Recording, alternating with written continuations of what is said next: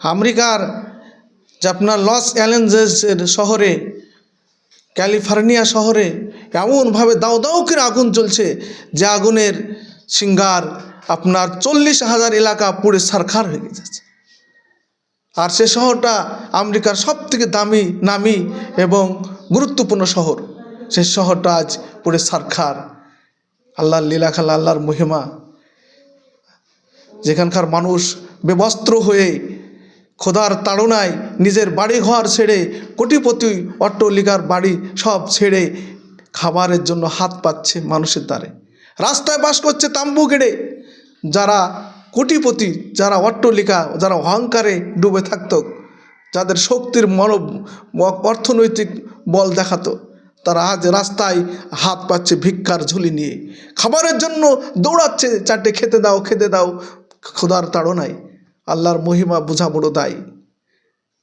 সেই জায়গা এত দাউ দাউ করে আগুন জ্বলছে, আগুনের সামান্য সিঙ্গার যে এত ভয়ঙ্কর রূপ হয় ভাবা যায় না।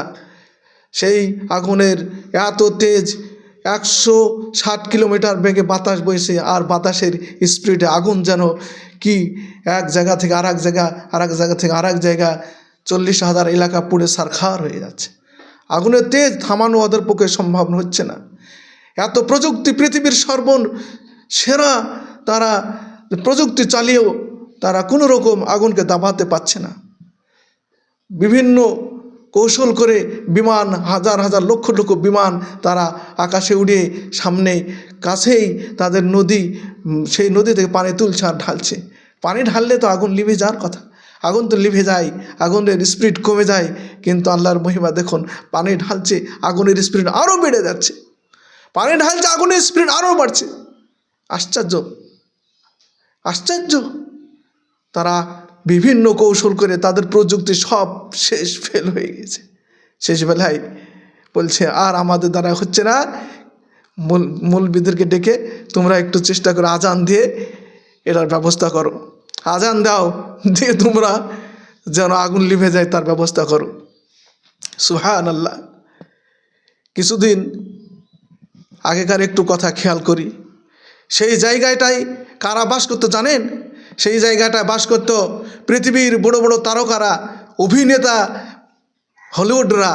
সেখানে বিলাসবহুল্য বড় বড় বিল্ডিং তৈরি করে তারা ওখানে যে এনজয় করত, তারা ওখানে যে এনজয় করত, তারা ওইখানে অবৈধ সম্পর্ক, অবৈধ রিলেশনের প্রমোশন দিত, তারা সমকামিতা ওখানে তারা করত।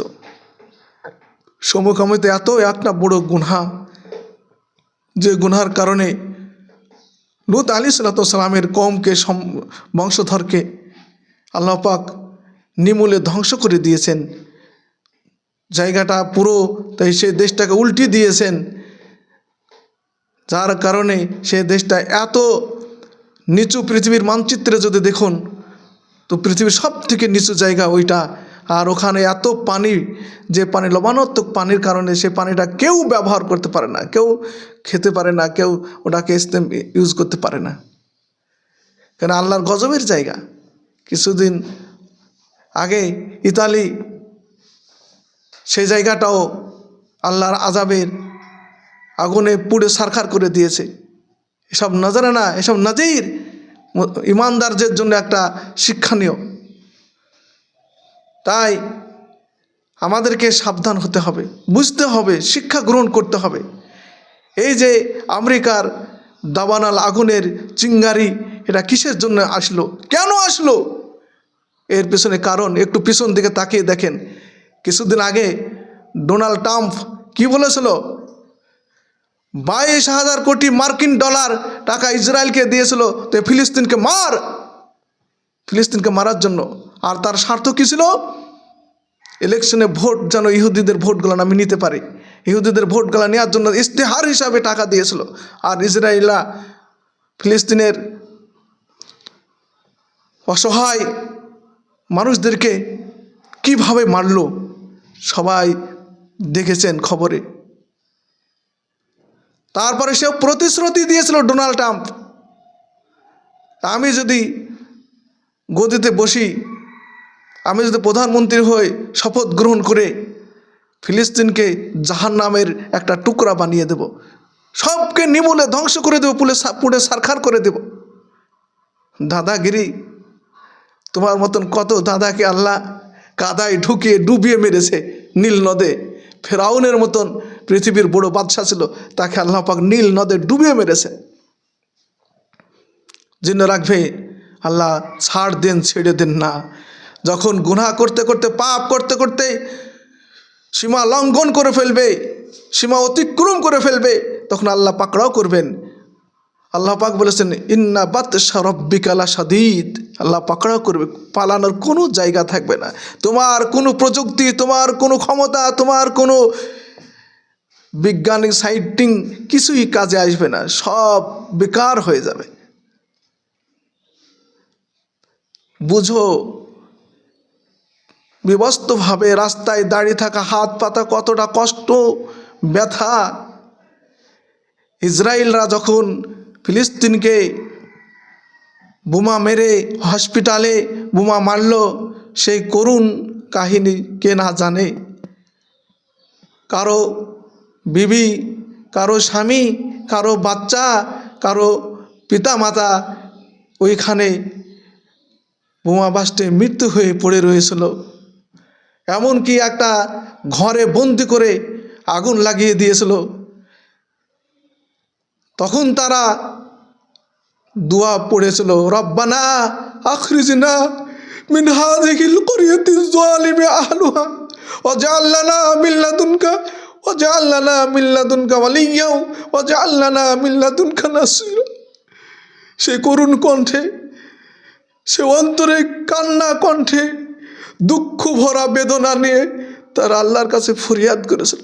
সেই ফরিয়াদ আল্লাহ শুনেছে, বলেছিল, হে আল্লাহ, এই জালিমদের অত্যাচারের কক্ষপথ থেকে আমাদেরকে বের করে নাও, আমাদেরকে বাঁচাও, আমাদের সন্তানদেরকে বাঁচাও, আমাদেরকে তোমার তরফ থেকে, তোমার নিকট হইতে আমাদেরকে সাহায্য করো।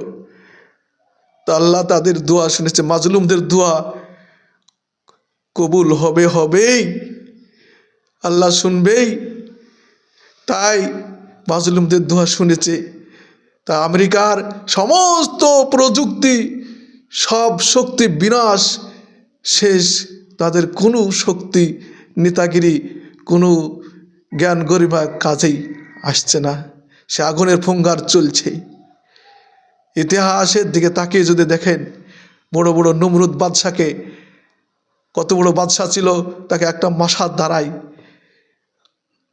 মাথার মধ্যে মশা ঢুকে দিয়ে আল্লাহ পৃথিবীর মানুষের চটির মার খেয়ে, চটির বাড়ি খেয়ে দুনিয়া ত্যাগ করতে বাধ্য হয়েছে। তুমি তো ডোনাল্ড ট্রাম্প। এখনো সময় আছে, আমরা বুঝি, আমরা পরিবর্তন হই, আমরা সহানুভূতি, মানবতা আমাদের মধ্যে নিয়ে আসি। আমরা কারো প্রতি জুলুম থেকে, অত্যাচার থেকে আমরা বিরত হই। সেই জায়গায় আমেরিকার যে অবস্থা দেখে আমার দিল দুঃখ বেদনা আসে। সেখানকার জীবজন্তু পুড়ে, প্রাণীরা পুড়েছে, কষ্ট পেয়েছে, তার জন্য আমি দুঃখিত। আল্লাহর কাছে আবেদন করি, মানুষকে তুমি সবাইকে সহযোগিতা করো। কিন্তু বেঈমান যারা, নির্বোধ, নির্বোধ, যাদের মধ্যে আপনার অন্তরের দয়াময় নাই, যাদের অন্তরের হৃদয়ে কোনো রকমের ব্যথা বেদনা নাই, তাদের জন্য আমি দোয়া করতে পারি না। আল্লাহ তাদের ফয়সালা তুমি জানো কেমন করলে ভালো হয়। আমি এই যে অবস্থার যে ঘটনা, সে ঘটনা থেকে আমি সমস্ত আমার বন্ধু ভাইদেরকে মেসেজ দিতে চাই যে আমরা এই ঘটনা থেকে, এই পরিস্থিতি দেখে আমরা একটু বুঝি, আমরা ভাবি, আল্লাহর কাছে, আল্লাহর দিকে আমরা ধাপিত হই। আল্লাহ ছাড় দেন, ছেড়ে দেন না। আল্লাহ সকলকে পাকড়াও করবেন। ভাই বন্ধুগণ, আমি সকলের জন্য দোয়া করি পৃথিবীতে সকলকে আল্লাহ পাক রহমত দয়া তেনার রহমত আমাদের সকলের উপর বর্ষণ করুন। আমরা সকলে ভালো থাকি, সুস্থ থাকি। আসসালামু আলাইকুম ওয়া রাহমাতুল্লাহি